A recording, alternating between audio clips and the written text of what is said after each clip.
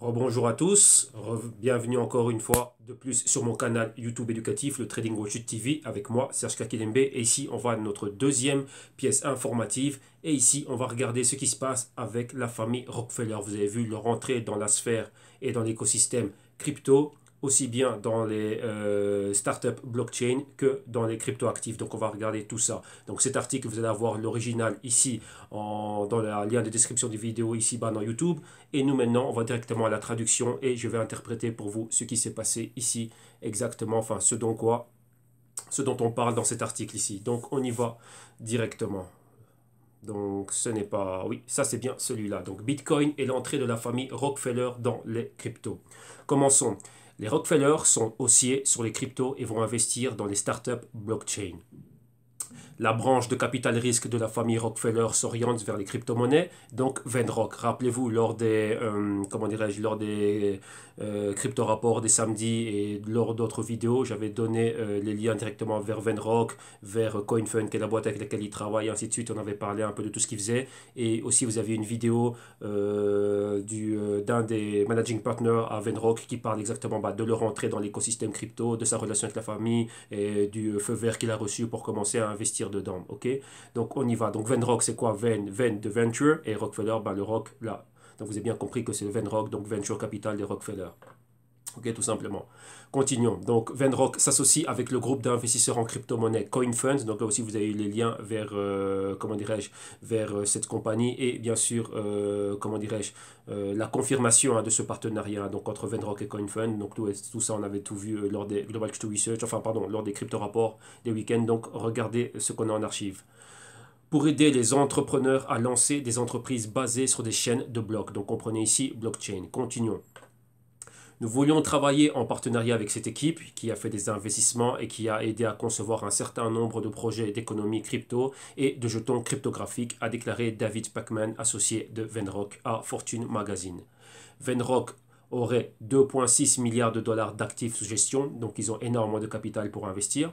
La famille Rockefeller est l'une des familles les plus riches du monde, avec un patrimoine d'une valeur nette estimée à 1 trilliard de dollars. Donc vous voyez que juste à eux tout seuls, ils pourraient remonter tout l'écosystème crypto.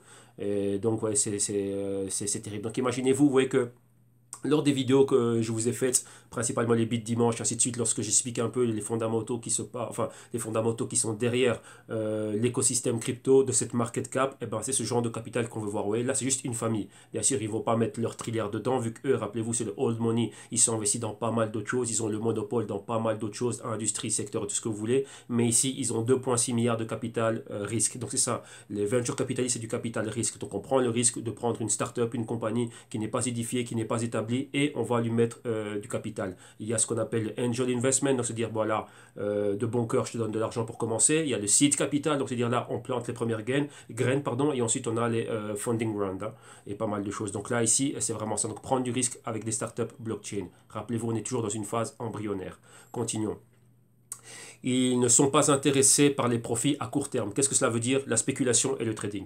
Eux, c'est vraiment une vision de long terme. Et là, M. Pacman explique. Pacman a déclaré que Venrock est moins préoccupé par les profits à court terme, mais plutôt par un investissement à long terme dans la technologie blockchain et l'industrie des devises virtuelles, donc dans les cryptos. Ils veulent du long terme. Donc, qu'est-ce que ça signifie ici? Ils vont regarder au niveau fondamental quels sont les projets qui ont une longévité, donc vraiment qui vont pouvoir vivre longtemps. Donc 2020, 2025, 2030 et plus encore. Donc vraiment ce qui va vraiment perturber, changer, améliorer, faire évoluer l'économie actuelle et dans le sens blockchain. Donc c'est vraiment ça qu'il faut regarder et ça c'est leur positionnement. Continuons.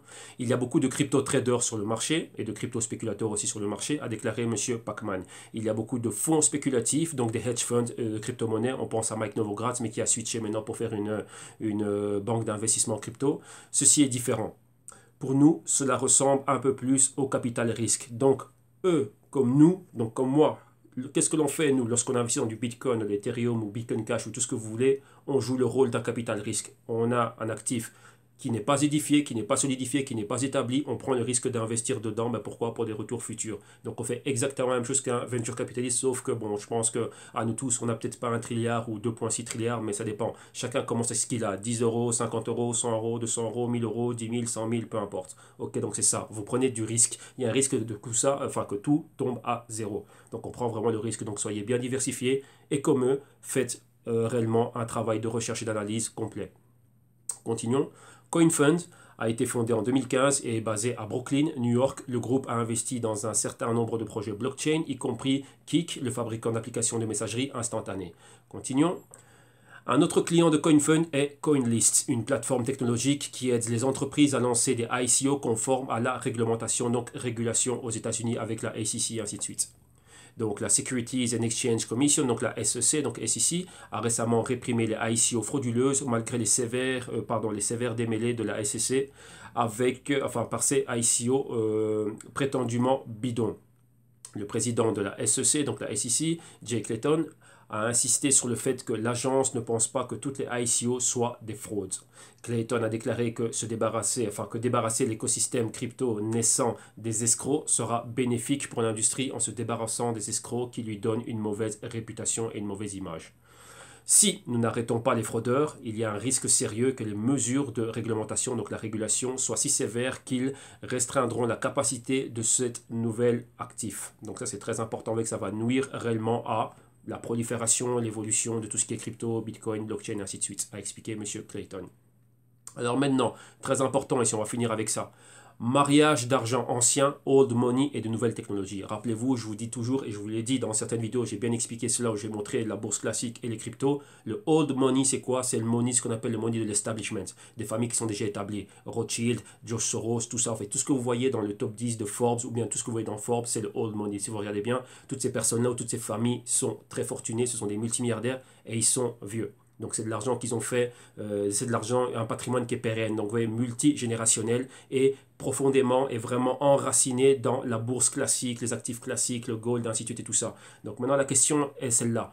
Le old money, vous avez vu des familles comme les Rockefeller qui ont 1 trilliard, c'est ces trilliards-là, enfin pas ces trilliards, mais une partie de ces trilliards, même 10% de ces trilliards, que l'on aimerait voir rentrer dans quoi? Dans l'écosystème crypto. Maintenant, comment est-ce qu'une famille comme les Rockefeller, les Rothschild, les Soros et ainsi de suite, qui font partie du old money, prendre une partie de leur capital et l'injecter maintenant dans l'écosystème crypto. Donc vous voyez qu'eux, ils commencent par l'infrastructure. C'est quoi l'infrastructure? C'est le blockchain et après les actifs à risque. Donc les véhicules sont les cryptos. Donc, ils commencent par l'infrastructure, donc on commence par faire une rue et ensuite après les voitures, les bicyclettes, les trottinettes vont pouvoir circuler sur cette rue. Donc ça, c'est leur point de vue, ça c'est leur modus operandi. Donc là, prenez-en de la graine. Toi qui regardes cette vidéo, prends-en de la graine. Continuons, on reprend ici. Mariage d'argent ancien, donc old money et de nouvelles technologies. Le cofondateur de CoinFund, Jack Bruckman, a déclaré à Fortune Magazine que sa société était enthousiasmée par l'afflux du establishment money. Donc c'est ça, de l'argent qui est établi. Ces familles sont établies, un exemple comme les Champs-Élysées, comme le monument des Champs-Élysées, et comme la Tour Eiffel, ou comme la Tour de Pise, ou comme le Coliseum, ou comme la Statue de la Liberté. Ça ne bougera pas. Donc ça, c'est ça que vous devez comprendre. Eux, ils sont là, ils sont établis, ça ne bougera pas. Donc maintenant, la question est, pourquoi est-ce que moi, qui ai des trilliards, qui ai tout l'argent du monde, moi et mes amis, pourquoi est-ce qu'on devrait bouger pour rentrer dans un actif à risque qui n'est même pas établi, qui est là comme ça? Pourquoi? Ça, c'est la question que vous devez vous poser. Et à partir de là, regardez eux, qu'est-ce qu'ils regardent et pourquoi ils investissent dans tel ou tel véhicule d'investissement. Et vous essayez de répliquer cela, de copier cela, de vous en inspirer, que cela vous oriente afin de vous aussi faire vos propres analyses et vos propres investissements. Ouais, c'est très important ça, de comprendre cela. Ou bien vous allez jouer à l'aveuglette et ça va pas bien se passer pour eux. Donc eux, ils ne rentrent pas là pour perdre. Rappelez-vous, ils ont des trilliards, ils veulent que ce trilliard soit doublé grâce au blockchain. Donc, ils ne sont pas en train de rentrer pour perdre. Donc, vous aussi, inspirez-vous de ce que vous voyez ici à l'écran. Ok, donc, continuons. L'entrée de la vieille garde financière. Donc, vous voyez, j'ai bien fait exprès de bien souligner ces mots. Vieille garde financière, establishment money, old money. C'est ça. Donc là, j'en ai largement parlé dans pas mal de crypto-rapports et ainsi de suite. Donc, regardez ce que j'ai en archive. Donc, reprenons. L'entrée de la vieille garde financière, comme les Rockefeller, est un autre signal que les crypto-monnaies et la blockchain, donc la technologie sous-jacente au Bitcoin, sont désormais difficiles à ignorer et trop importants pour les rejeter. Donc, vous voyez, c'est ça. Donc, maintenant, il y a vraiment quelque chose à jouer. Donc là, maintenant, bah, c'est fait. C'est là. On ne peut pas les ignorer. Donc là, on voit l'entrée de ces personnes-là dans cet écosystème-là. Donc ça, c'est très important. C'est un bon signe pour nous tous. En effet, bon nombre des milliers d'écoles de commerce au monde, y compris Wharton et Stanford, ont élargi leur offre de cours MBA pour inclure des cours sur le Bitcoin, sur les cryptos et sur le blockchain. Donc vous voyez que même là, dans les grosses universités de prestige, on y arrive. Donc là, on ne fait pas ça pour rien. Vous voyez que ces universités aussi font partie de l'élite, font partie de l'establishment. Donc si eux donnent ça pour leurs élèves, donc ça veut dire beaucoup. C'est très important. Rappelez-vous, on est toujours au niveau de l'infrastructure ici. Très important de comprendre cela. Continuons et terminons. Nous sommes au point où il y a une masse de gens critiques à éduquer dans ce domaine, a déclaré Kevin Werbach, professeur à la Wharton School de l'Université de Pennsylvanie. Il y aura un véritable phénomène dans le monde des affaires dans un avenir très proche, et dans 5 ans, il n'y aura pas beaucoup d'écoles de commerce qui n'offriront pas de classes similaires. Donc voilà, donc là, l'entrée de l'establishment money, old money, la vieille garde de Wall Street ira dans l'écosystème crypto, donc sur base de beaucoup de choses. Donc vous comprenez que lorsque vous voyez ça, vous devez avoir un haut degré d'analyse, d'investigation et de recherche. Donc voilà pourquoi est-ce qu'au www.jctune.com, on fait les Global Culture Research, on a pas mal de services et de solutions. Donc là, comme vous le voyez ici à l'écran et dans la description de vidéo de YouTube ici, vous allez avoir tous les liens. Donc regardez-le et prenez-en de la graine. Ok, donc là, c'est fini pour les pièces informatives. Un grand merci, investissez bien, tradez bien et faites votre taf. Un grand merci à tous, bye bye.